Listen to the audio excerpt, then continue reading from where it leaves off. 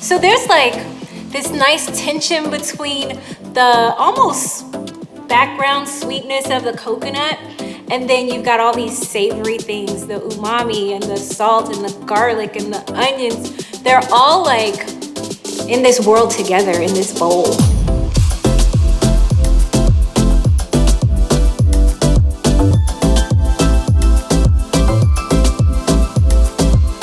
Hi, I'm Dr. Jourdain with Blue Zone Island. Welcome to my kitchen. We're gonna be making chickpea curry. So this recipe came out of a real life chopped kitchen. I don't have a lot of time to make something moment. And basically I just put together something based on the ingredients I had on hand, and it turned out to be a hit. So this is very easy. Just kind of throw things into your skillet or pot and voila, make it hot and voila, it's done. The reason I'm doing this on this particular day is because I was at work leaving and one of the employees asked me to bring some food because he follows my Instagram, and he was like, yeah, it looks really good. If you ever bring something to work, let me know. So I was like, okay, I'm gonna do it. So out of that, I did a little potluck for my coworkers, and this is dedicated especially to Karen, Tracy, and Lily, who requested the video. So chickpeas are very familiar to people in the form of hummus, but we're gonna make a curry today, and really this curry base, you can use it for anything you like. You can use it with tofu, or if you do eat animal products, it could go on that, even though this is plant-based. So this is gonna be plant-based, gluten-free, and easy. So what we're gonna start with is some oil, turning on the skillet to medium-high. Gonna wait for the oil to get hot, and then what I've got here are some green onions, some red onions, a couple of cloves of garlic, and that's gonna go in the skillet, saute. We've got some tomato paste too. You don't absolutely have to put it in here, but I think that it adds a nice acidity, which makes the flavor profile more complex and interesting. And also it kind of is pretty for the curry. All right, now that the pot is hot, I'm going to add all these ingredients. Green onion, a little bit of garlic, red onions,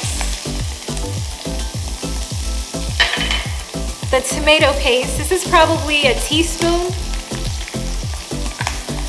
And to decrease that acidity that I spoke about with the tomato paste, I cook it a little bit before I put everything else in. So you also want to make sure that your garbanzo beans or chickpeas are well drained, because your liquid for the curry is coming from this heavy coconut cream. And make sure you're not just using coconut milk, because the heavy cream it just makes it more luscious. It's better, there's a difference. So coconut cream without sugar or anything like that, just heavy coconut cream.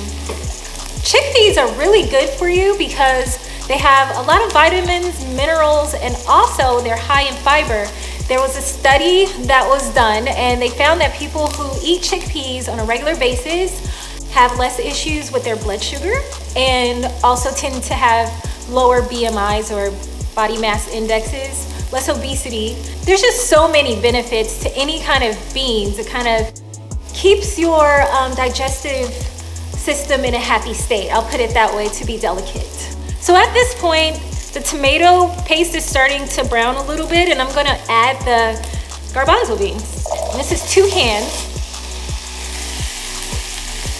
Following up on the comment I just made about keeping your digestive system in a good state, it's really a good thing for your body to keep things moving. It's totally normal. Don't be dismayed. Don't be alarmed. It's all good. And now I'm going to add our coconut cream. This is a can, an 8-ounce can. You just, boom, stick it in there. And now it's time to season it up. This is not something that really has to cook for a long time because the canned beans are already cooked. They're already soft. You're really just heating them and you're putting all the elements together on a hot surface so that they can get acquainted. But You don't really have to go beyond that. It's pretty much cooked.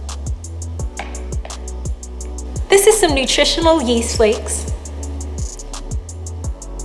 Kind of has a little bit of a umami, cheesy, almost Parmesan-y taste, but it's produced by yeast. This is my curry. I used a curry that I got from Whole Foods. Here's some salt to taste. And I'm going to put a bouillon cube in here. This is a vegan chicken bouillon. And it just makes everything taste better. Don't put it in your cereal though. All right, and then this is a lime. This actually really makes the difference. Like the lime takes it from a 7 to a 10. I'm just using half a lime. You can use the lemon, but there is a difference.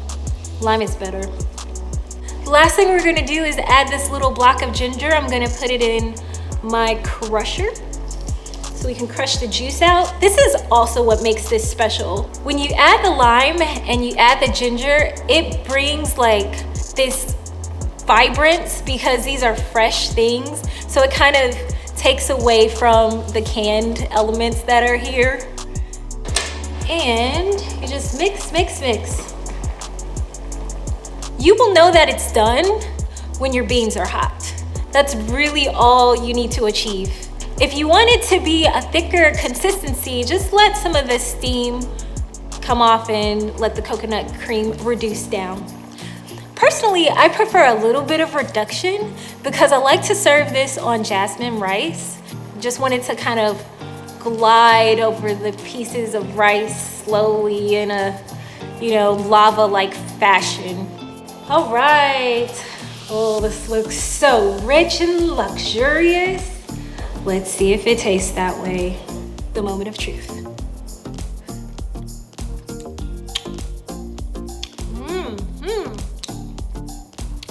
Yeah, it's delicious. So there's like this nice tension between the almost background sweetness of the coconut, and then you've got all these savory things that Nutritional yeast gives you, the umami and the salt and the garlic and the onions. They're all like in this world together in this bowl.